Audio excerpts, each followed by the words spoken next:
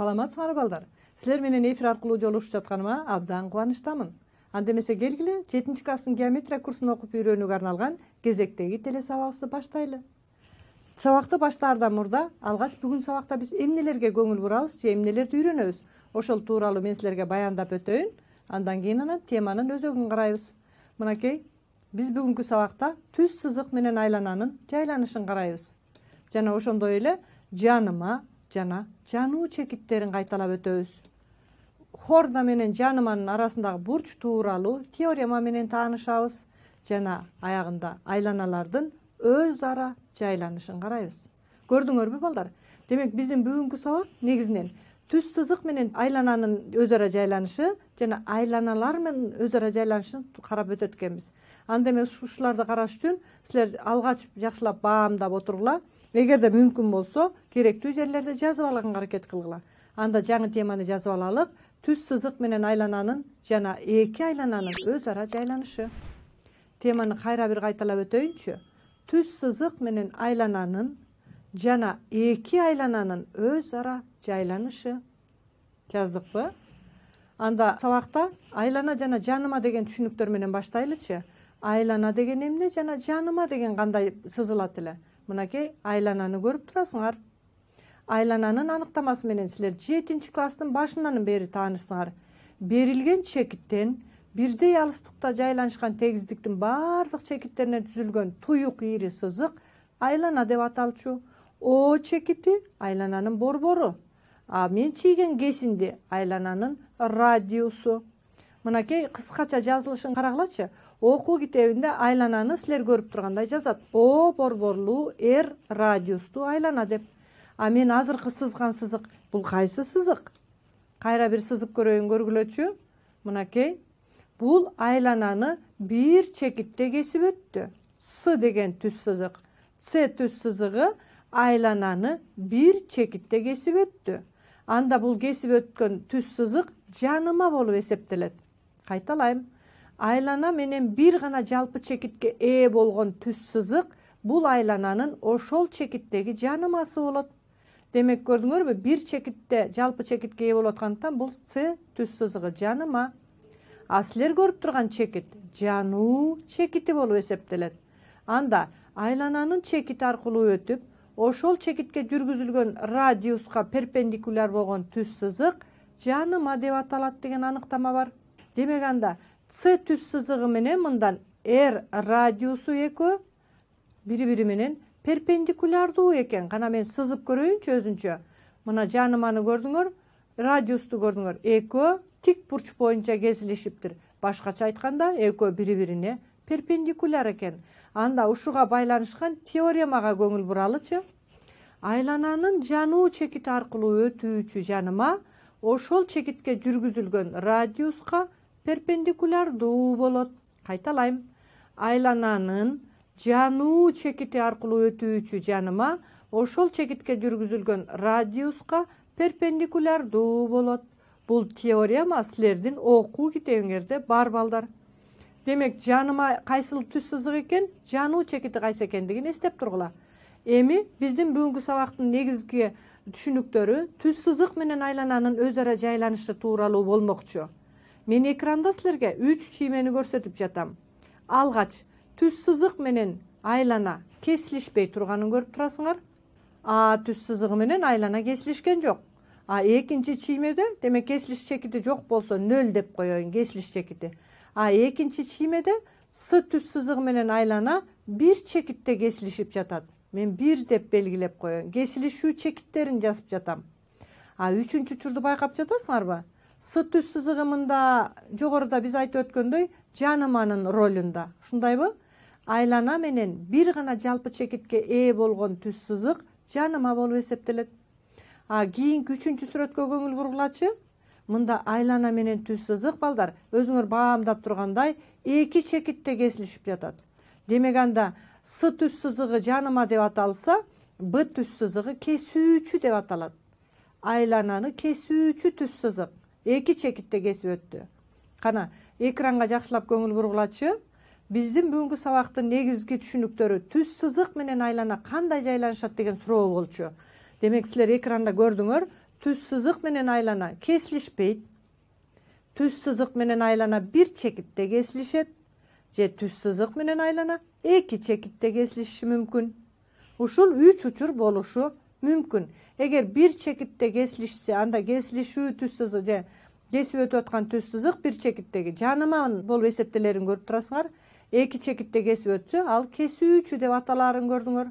Эми балдар, түз сызык менен айлананын өз ара жайланышына карата төмөнкүдөй теориялык бир материалды көрсөтөйүн. Айлананы көрүп турасыңар. Бул айлананын радиусу R деп белгилеп коеюн. А бул түз сызык менен айлана бир жалпы чекитке ээ болду. Эми ошол жалпы чекитке чейин же түз сызыкка чейинки аралыкты мен D дейин. Айлананын борборунан түз сызыкка чейинки аралыкты мен D дейин. Андан башка R'ди көрүп турасыңар. Мында айлананын радиусу менен айлананын борборунан түз сызыкка чейинки аралык экөө барабар экенин көрдүңөр. Түз сызык менен айлана бул учурда бир чекитте кесилишет. Экинчи учурду көрсөтөйүн. Бул радиус. А бул түз сызык. Айлананын борборунан түз сызыкка чейинки аралыкты көрсөтөйүнчү азыр мынакей. Айлананын борборунан түз сызыкка чейинки аралык D болсун. Кимиси чоң болду балдар? Радиус чоң болуп атабы же аралык чоң болуп атабы? Кайсы аралык жөнүндө сөз болуп жатат? Жакшылап карап тургула, мен азыр кайра бир айтып өтөйүн. Айлананын борборунан түз сызыкка чейинки аралыкты D десем, R ушул айлананын радиусу. Радиус бул жерде аралыктан чоң экендиги көрүнүп турат. Айлананын борборунан түз сызыкка чейинки аралык радиустан кичине болсо, анда түз сызык менен айлана эки чекитте кесилишет.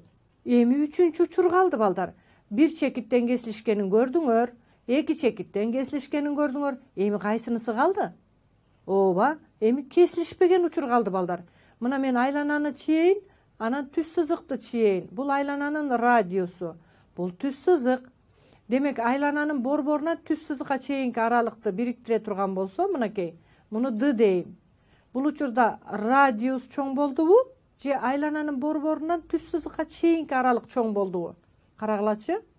Ооба, бул жерде айлананын борборунан түз сызыкка чейинки аралык радиустан чоң болду.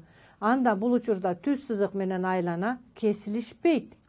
Мынакей балдар, ушул негизги 3 учурду жакшылап эстеп калганга аракет кылгыла. Түз сызык менен айлананын өз ара жайланышы ушул 3 учурду кезиктирет. Биринчисинде, эгерде айлананын борборунан түз сызыкка чейинки аралык менен айлананын радиусу барабар болсо, түз сызык менен айлана бир чекитте кесилишет. Эгерде айлананын борборунан түз сызыкка чейинки аралык айлананын радиусунан кичине болсо, түз сызык менен айлана эки чекитте кесилишет.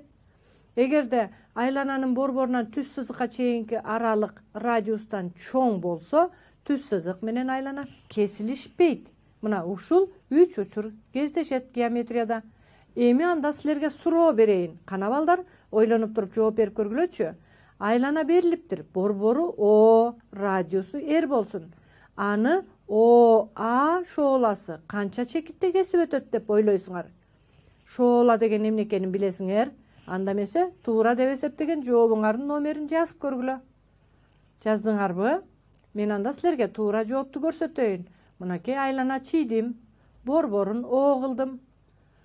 Бул ОА шооласы болсун. Шоола болгондо шооланын башталышы О, А шооланын учу. ОА шооласы айлананы бир гана чекитте кесип өтөт экен. Анда туура жообу экинчи жооп болчу. Эгер кимиңер экинчи жоопту туура деген болсоңор, анда азаматсыңар. Айлана менен шооланын жазылышында мынакей чиймеде көрдүңөр да, ОА шооласы айлананы бир чекитте кесип өттү.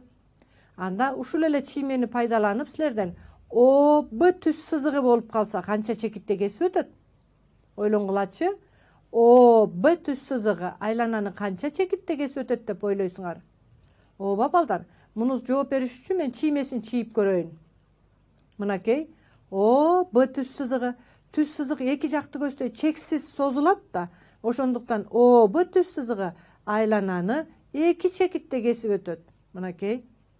Көрдүңөрбү? Шоола болгондо O'дон A'ны көздөй гана созулат. Башталышы бар, экинчи учу чексиз созулат. Түз сызык болгондо эки жакты көздөй чексиз созулгандыктан эки чекитте кесип өттү. Анда силерге кайрадан суроо берип көрөйүн. Кана балдар, ойлонуп анан чогуу иштеп көрөлүк. Айланадан тышкары, экинчи учурда айланада, үчүнчү учурда айлананын ичинде жаткан чекиттен ал айланага канча жаныма жүргүзүүгө болот? Жаныма деген бир гана чекитте кесип өтүш керек же бир гана жалпы чекити болуусу керек. Келгиле биринчи учурду көрөйүн. Айланадан тышкары жаткан бир чекит алайын. Мынакей айланадан тышкары жаткан А чекитин алсам, А чекити аркылуу канча жаныма жүргүзсөм болот? Мына бирди жүргүздүм. Дагы башка болобу? Ооба балдар. Мынакей экинчини да жүргүздүм. Айланадан тышкары жаткан чекит аркылуу айланага эки жаныма жүргүзүүгө болот. Кайталайм. Айланадан тышкары жаткан чекит аркылуу айланага эки жаныма жүргүзүүгө болот. Эми кийинки экинчи учурду каралы. Айланада жаткан чекит. Айланада жаткан бир чекитти алайынчы, мынакей мен аны белгилесем. Ал аркылуу бир гана жаныма жүргүзүүгө болот. Б чекити деп. Кайталайм. Айланадан тышкары жаткан чекит аркылуу эки жаныма жүргүзүүгө болоорун көрдүңөр. Ал эми айланада жаткан чекит аркылуу бир гана жаныма жүргүзүүгө боло тургандыгын көрдүңөр. Эми айлананын ичинде жаткан бир чекитти алалычы. Айлананын ичинде жаткан чекитти мен К деп белгилейин. Бул К аркылуу жаныма жүргүзүүгө болобу? Ооба балдар, болбойт. Демек айлананын ичинде жаткан чекит аркылуу жаныма жүргүзүүгө болбойт. Ушул жерден балдар дагы бир жыйынтык чыгарсак болот. Силер айлананы элестете аласыңар. Айлананын жанымасын элестете аласыңар. Демек ошол айлананы качан жаныма жүргүзүүгө болот экен? Айланадан тышкары жаткан чекит аркылуу же айлананын сыртында жаткан чекит аркылуу эки жаныма жүргүзүлөт экен. Айлананын өзүндө жаткан чекит аркылуу бирди жүргүзүүгө болот. Айлананын ичинде жаткан чекит аркылуу айланага жаныма жүргүзүүгө болбойт. Муну эсиңерден чыгарбагыла. Эми келгиле. Андан ары мына мен кайрадан эле силерге айлананы жана көрсөтүп жатам, анын борборун көрүп турасыңар. Бул айлананын радиусу. ОП айлананын радиусу. Кийинки сызган сызыгым бул эмнеси? Айлананын радиусу дегенибиз айлананын борбору менен айланада жаткан каалаган чекитти туташтырган кесинди болчу. Азыр мен силерге кайрадан сызган сызык бул эмнеси боло алат кесинди? Албетте бул айлананын каалаган эки чекитин туташтырган кесинди экен. Бул хорда деп аталат. Эми мен айлананын дагы бир хордасын жүргүзөйүнчү. Мынакей. Эми ушул хорда айлананы эки чекитте кесип өтүп атат. Анда демек эки чекитте кессе, С чекитин көрүп турасыңарбы? Мен ушул С чекити аркылуу өткөн бир жаныма жүргүзүп көрөйүн. ЕС хорда же ЕС хорда таянган жа. Айлананын жануу чекитинен жүргүзүлгөн жаныма менен хорданын арасындагы бурч ал хорда аркылуу аныкталуучу жаанын жарымы менен өлчөнөт. Демек ЕС хордасынын өлчөмүн биз ал таянган жаанын өлчөмү менен баалап атабыз. Мынакей. Бул силер көрүп турган жаныма. Демек С чекити жануу чекити. Анда мына могу бурчту көрүп жатасыңарбы? Айлананын жануу чекитинен жүргүзүлгөн жаныма менен хорданын арасындагы бурч ал хорда аркылуу аныкталуучу жаанын жарымы менен өлчөнөт. Келгиле анда ушуну жазып көрөйүн. ЕЦН бурчу эмнеге барабар экенин карагылачы. ЕС жаасынын жарымына барабар экен. Эми келгиле ушул теманы бышыктоо максатында дагы бир тапшырма аткарып көрөлүк. Ал үчүн мына экрандагы тапшырмага көңүл буруп көргүлөчү. Эмне берилиптир? Ооба. АБ хордасына туура келген жаанын чоңдугу 142 градус болсо, КАБ бурчун тапкыла дептир. Анда мен силерге 4 жоопту сунуш кылып жатам. Ойлонуп туруп туура деп эсептеген жооптун номерин дептериңерге жазгыла. Алгач чиймесин чийип көргүлөчү, элестетип кана. Өз алдыңарча элестетип чиймесин чийип көргүлө. АБ хордасына туура келген жаанын чоңдугу 142 градус болсо дейт. Анда эмесе мен силерге туура деп эсептеген жоопту көрсөтөөрдөн мурда чиймесин чийип көрөйүн. Мынакей айлана чийейин. Айлананын борборун О чекитин белгилейин. Эми АБ хордасын жүргүзөйүн. Хорда дегенибиз айлананын каалаган эле эки чекитин туташтыруучу кесинди болчу. Ушул АБ хордасына туура келген жаанын чоңдугу 142 градус дейт. Мына мен жааны кызыл менен сыздым, көрдүңөрбү? Мен кайрадан бир жолу кызыл менен сызайын, карагылачы. Мынакей жаанын чоңдугун көрдүңөр. Бул АБ жаасы дегендин геометриялык тирде жазылышына көңүл бургулачы. АБ жаасынын чоңдугу 142 градус экен. Эми ушул А чекити аркылуу өткөн жаныманы жүргүзсөм, АК жанымасы көрүп атасыңар, А чекитинде, жануу чекитинде кесип өтүп жатат. Эми биз табышыбыз керек экен КАБ бурчун. Чыгарып көрөлүк. Жогорудагы мен силерге айтып өткөн теориялык материалды пайдалана турган болсок, хордага туура келген же хордага тиешелүү жааны көрүп турасыңар да. Анда ушул хорда менен жаныманын кесилиш бурчун карагыла. КАБ. Ушул жерде пайда болгон, мына мен сары түстө боеп койдум, бурчтун чоңдугу силер көрүп турган 142 градустун жарымына барабар. Же болбосо АБ жаасынын чоңдугунун жарымына барабар болчу. Туура жооп 71 градус болчу. Демек экинчи жооп туура экен. Эгер кимиңер экинчи жоопту туура деп эсептеген болсоңор, анда азаматсыңар балдар. Мынакей жообу 71 градус экен. Көрдүкпү? Мына биз азыр ошол хордага туура келген жаа менен жаныманын арасындагы бурчту табууга карата берилген теореманы пайдаланып чыгардык. Эми кийинки тапшырманы көрсөтөйүн. Кана балдар, өз алдыңарча жообун таап көргүлөчү. Мен чиймесин көрсөтүп койдум. ЕАБ бурчу 44 градус болсо, АБ жаасынын чоңдугун тапкыла. Буга көп убакыт кетпейт, кана таптыңар болуш керек. Туура деп эсептеген жообуңардын номерин дептериңерге белгилегиле, мен туура жообун көрсөтөйүн. Бул ЕАБ бурчу 44 градус экен. Мен жазайын, мына сары түс менен белгилеп койдум. Жаныма менен хорданын арасындагы бурч экен. Көрдүңөрбү? Силерден табышыңар керек болуп жатат. АБ жаасынын чоңдугун табышыңар керек болуп жатат. АБ жаасынын чоңдугун тапсак, ал хорда менен жаныманын арасындагы бурчтан 2 эсе чоң болуш керек. Анда жаанын чоңдугу 88 градус экен. Туура жооп 4-үнчү жооп болчу балдар. Таба алдыңарбы 4-үнчү жоопту? Анда жообу 88 градус деп жазып коеюн. Эми анда эмесе айланалардын өз ара жайланышына көңүл буралык. Эки айлананы көрүп турасыңар. Эки айлана бир эле жалпы жанымага ээ болушу мүмкүн. Анда булар сырттан жанышкан айланалар болот. Мен аныктамасын айтып өтөйүнчү. Борборлору айланалардын жалпы жанымасынын ар башка жагында жатса, ал айланалар сырттан жанышкан айланалар деп аталат. Бул эки айлананы карагылачы. Экөө бир эле жалпы жанымага ээ болуп атат.